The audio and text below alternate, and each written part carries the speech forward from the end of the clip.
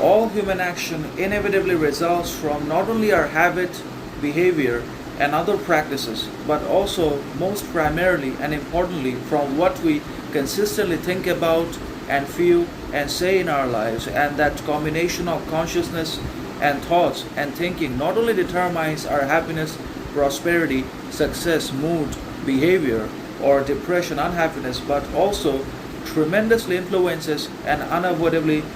determines our real-time action, behavior, habit as well in one way or another. And that clearly means that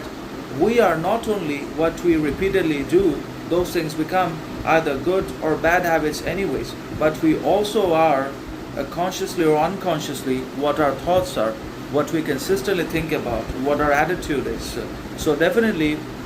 the soul changes its color, obviously with the color of its thoughts. So just as action is important for outside progress and social movement and public success and admiration, similarly, action can only be backed and supported by the kind of positive and authentic and encouraging thoughts we entertain and have in our lives. That action is ultimately driven into reality by our consistent thoughts, by what we constantly think about and feel and say in our lives in one way or another. So definitely action is one thing, but thoughts are something else entirely, and it is the mind, it is the thoughts that drive, govern, and lead actual behavior as well as action in to realize circumstances and outside conditions inside of which we exist, in which there is tremendous social corruption, outside inequality, public injustice, and competition, and hatred, and jealousy, and violence, obviously from the greater society, from the mass anyways, who say they're open-minded and liberal, but deep down they're dangerously competitive and pretentious and ignorant and imitative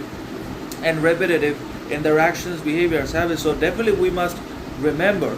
that not only are we the products of our habits and what we repeatedly do, but we are also the inevitable consequences that cannot be reversed of our thoughts, of our feelings, of our sayings, as to what we consistently think and say and do in our lives. Our consistent thoughts determine consistent outside action and therefore reality in one way or another. So it's very important to think and act obviously either differently or at the same time, and to strike a harmony between what we think and say and do, and to basically support all these conditions and aspects of the human behavior, that our thoughts and actions must be supported and verified by reason, logic, experience, philosophy, wisdom